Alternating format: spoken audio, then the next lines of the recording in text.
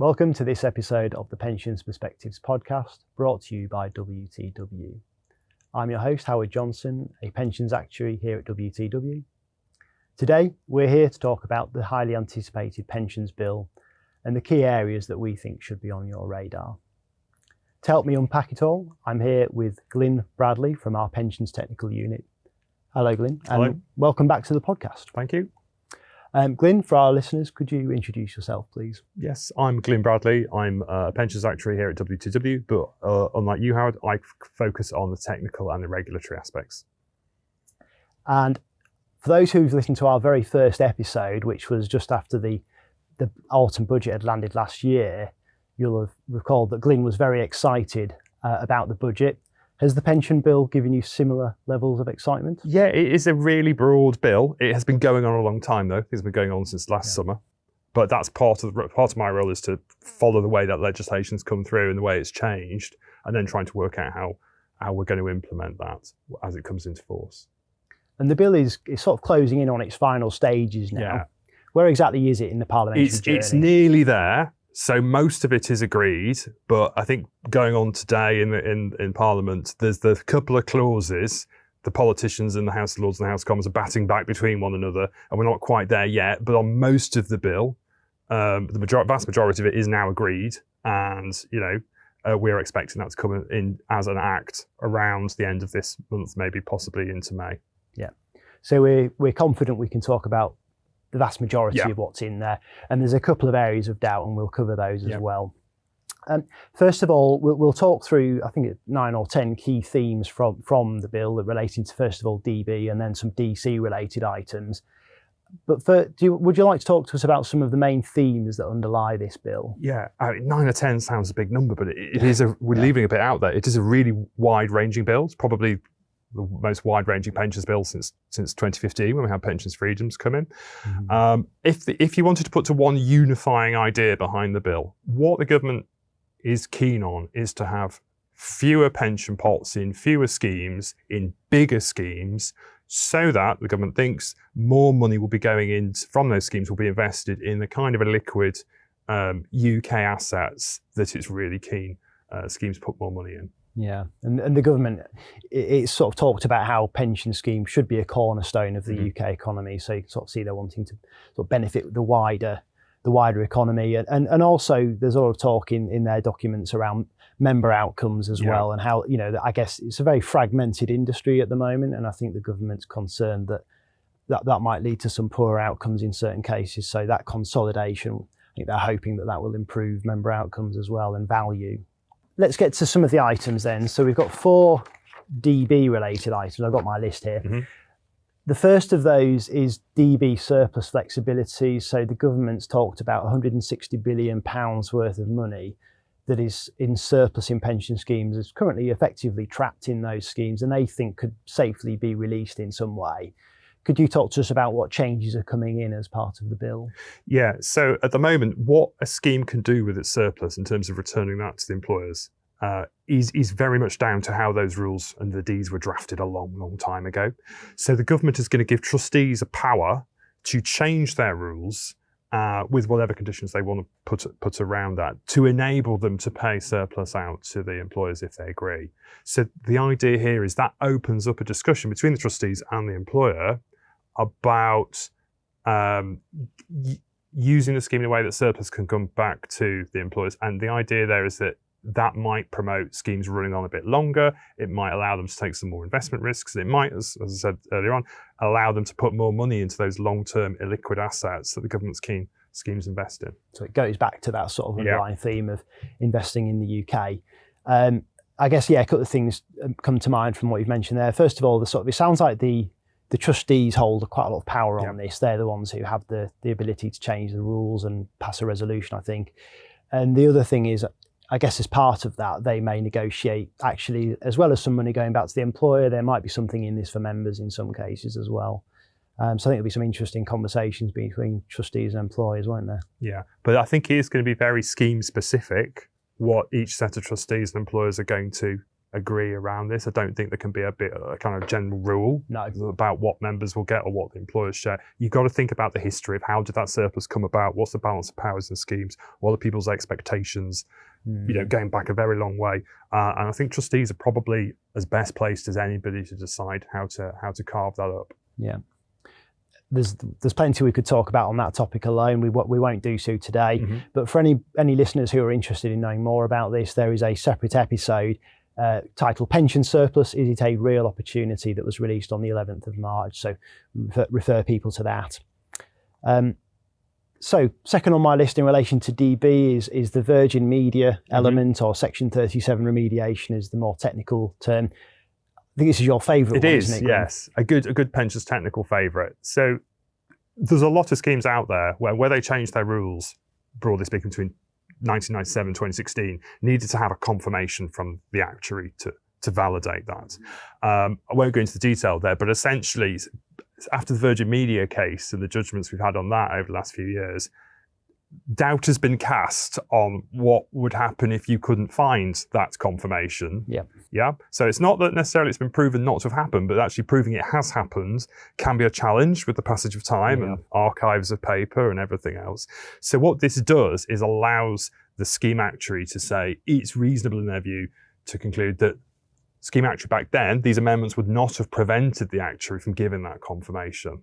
And that just removes this existential doubt that some schemes might have about whether their deeds were valid. Yeah, this could have been really problematic. Absolutely, because you think you changed some rules 20 years ago, and now someone's calling that into question, or just the chance that it might be called into question. You can now put that beyond doubt. It won't work in every single case. We need to be clear on that.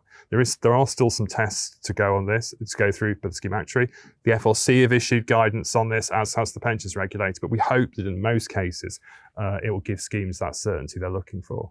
And once the bill becomes an act, it's had royal assent. Yeah. Will that be everything we need on this, or is there anything more to come? Yeah, essentially, once this act has got royal assent, this bit of the legislation is in force immediately and available to use. Now, the government could tweak it further on. It's got the power to do that, but essentially it's ready from day one, unlike most other things in the bill, where we're going to be waiting for regulations to build on the skeleton that the Pensions Act is going to provide us for, and will come in over sort of the next 4 or 5 years. Yeah, I mean, the pension surplus item we just talked about, that's expected to come in 2027. That's right, that's next year, yeah. And we're expecting some guidance from the regulator this May, next month. Yeah, okay. I think our next item then. So there's a couple of things that relate to the PPF. So first of all, I think a bit on levies, so if you can talk us through that, and then we'll come to the PPF compensation and how increases on that will change. So first of all, levies. Levies. I mean, a lot of listeners will know that the PPF has been concerned not to cut levies down to zero, even though it didn't really need a levy,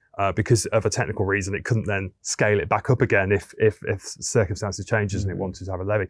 The bill essentially allows the PPF to cut the levies down to zero and then go back to the kind of number it might need if it needed in future. Yeah. So a good news story for schemes. And it's also abolishing the PPF, the administration levy as well.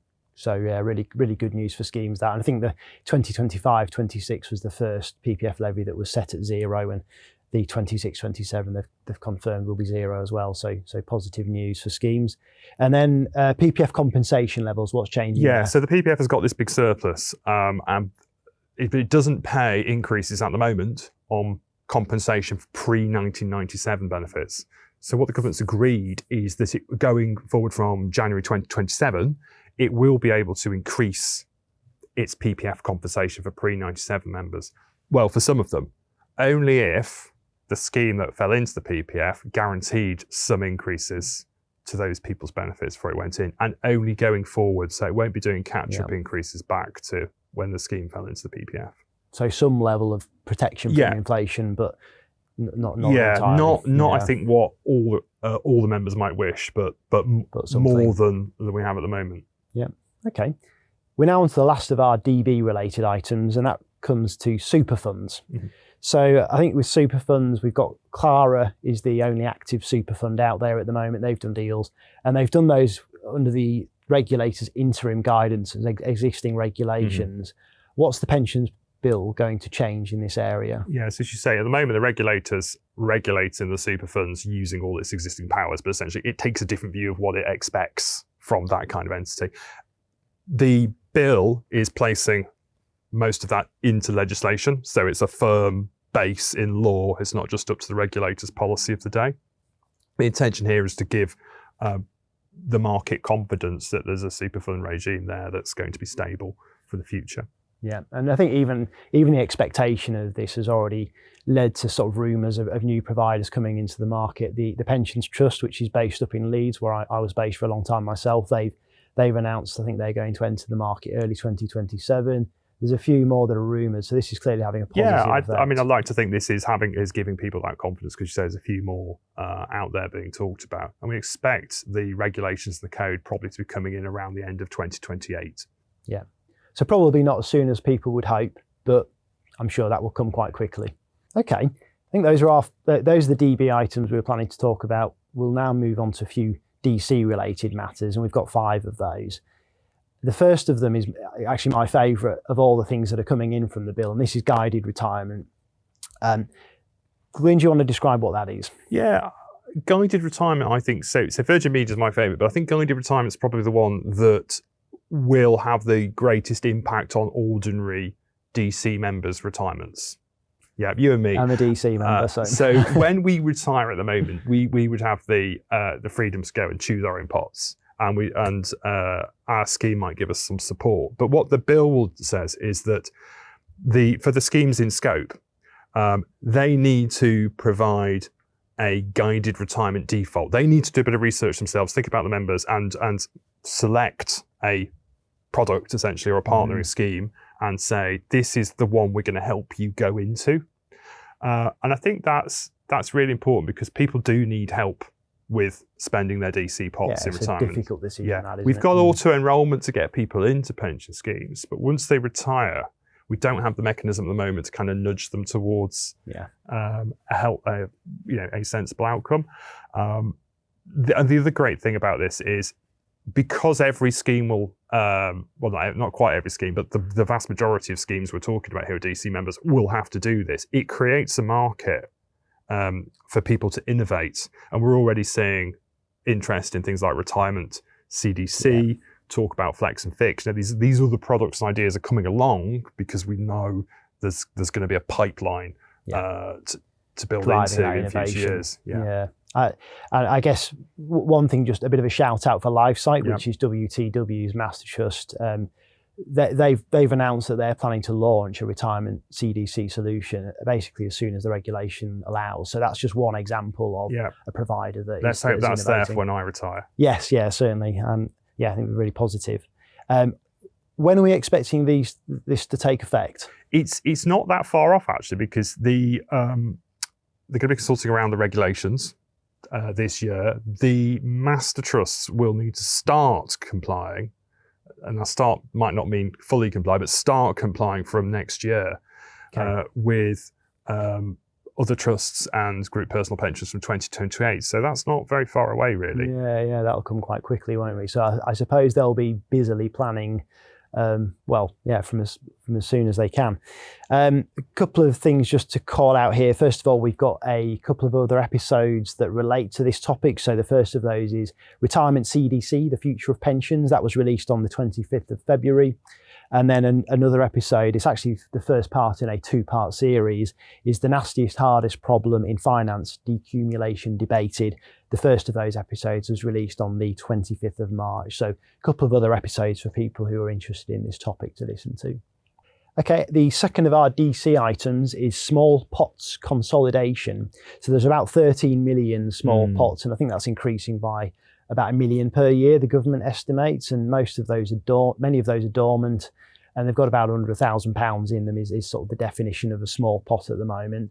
What's in store for these? Yeah, so with auto-enrolment, we've got literally millions of pots being built up of only a few £100s at a time. So if you think about minimum auto-enrolment contributions, someone might only be there for a year or two at that company. It's a growing problem for 2 reasons. First, they're disproportionately expensive to administer. So all those many, many pots increase fees essentially for members. They're a drag on costs in the industry. Second, it's just really hard for ordinary people to keep track of all these pots. So there's a serious danger of being lost. And it's kind of hard for people to make decisions about all these little different ones. So the thinking is, if we can bring them into fewer schemes, so members have got fewer pots, they'll have better control and it'll also drive down costs. Looking at that coming in from around 2030. Yeah, so that's some way off, but yeah, I guess when we think about, I mean, the pensions dashboard is something that comes to mind, which will hopefully partly solve that problem. At least members, if they engage in the dashboard, they'll be able to find out where their small pots are. That's quite a big if, isn't it, I suppose? And it is, and we know members on the whole tend to not be terribly engaged. So if a process is reliant on them doing something, it's always leaves holes. So this would be an automatic process of which members could opt out, a little bit like auto enrolment, really. This is what's going to happen unless you choose to do something otherwise. Yep. Then we'll move on to our third DC item, which is scale requirements, or sort of this mega fund concept. What are the requirements here, and which schemes will this So broadly speaking, this is aimed at the schemes that, if you like, take on auto-enrolment business for the market. So we're talking about the master trusts and the GPPs, the multi-employer market rather than the sort of company. So people in the business of providing pensions. Yeah, if you're in the business of providing pensions as a commercial business, you need to get to about £25 billion by 2030, or have £10 billion at that date, but be on course to get to the 25 billion by 2035. Yeah, so it's going to see a real consolidation of that market. Okay, we'll move on to now the most contentious item, and this is the one that's still subject to some debate, which is this mandation concept. Could you talk us through what that means? Yeah, when people say mandation, which is not a word in the bill, but it's this idea that if the industry doesn't invest in the DC defaults, if you like, don't invest in the liquid asset classes that the government's quite keen for them to invest in, including a certain proportion in the UK, it will exercise a power and essentially make them do that. So it emphasises it doesn't want to use it, but it's very contentious because it's touching on the trustees' fiduciary duty, their power to decide for themselves what's in members' interests. So it's a bit of an issue of principle as much as anything. There's been a lot of opposition to that in the Lords. They've eventually removed the clauses. You may have seen that. The Commons are saying, no, we want them back in, but we might have a bit of a compromise. So at the moment, we're waiting to see what compromise will be enough, who will blink first, and whether we can then get this bill turned into an act. So this is the one area where we think there's still a bit of political ping pong. This is the big one. There are some others where there's been pushback, but I think this is the one that the government has actually responded on and trying to engage with the Lords on. So yes, some of the things we've talked through, some of them sort of are a little bit of a dangling a carrot to encourage schemes to, invest more in the UK economy, or that's what the government's hoping. This is a bit more of a stick, isn't it? Really? Yes, it is. It is if it comes to the reserve power is a bit of a threat. Yeah. Okay, our last item relating to DC now. So value for money. What is this, and when's it expected to come in? Yeah, so value for money is trying to shift the focus away from costs and assessing the scheme as a product and saying, is it offering value for money? And there's a range of metrics and there's a framework for people to judge that, and they'll have to report their data on this. And we think probably the first value for money data is going to be published in about 2028. And what we'll see over the next year or so is the development of the regulations to make that happen. But there's an article on www.co.com if anyone wants to have a look at that. We've got a good value for money. Put a link for that in the show notes. Yeah. And certainly I think I've posted it on LinkedIn as well if anybody wants to follow that one up. Yeah, and there's going to be more published online as well, so members can see if they're getting value or not and compare that with other schemes as well as part of this. That's right.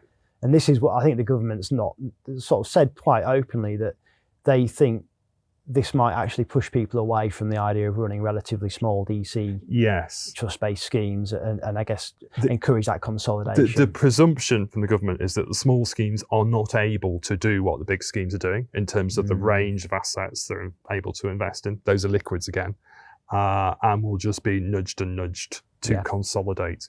Just increase the governance burden and requirements on them. Okay.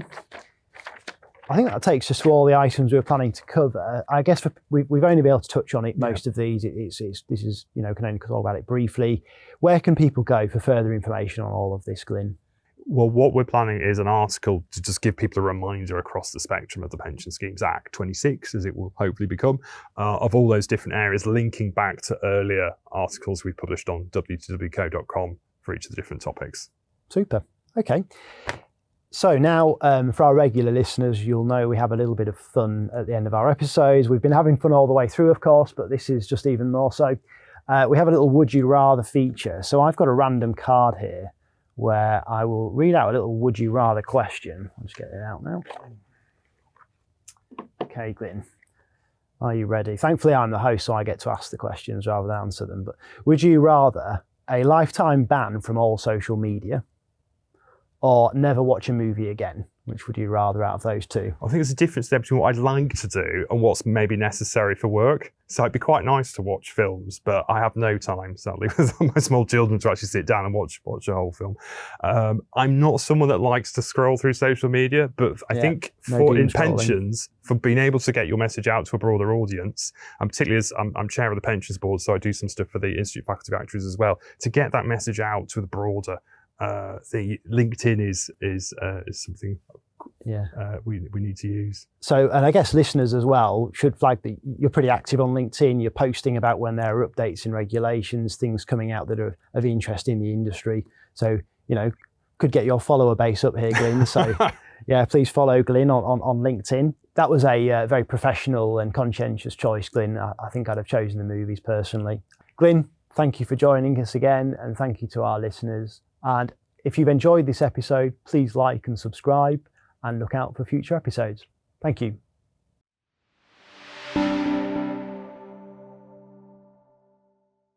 Thank you for listening. This podcast is for informational purposes only and does not constitute financial advice. The views expressed by hosts and guests are their own and may not reflect those of their employers or affiliated organisations. All content is protected by copyright.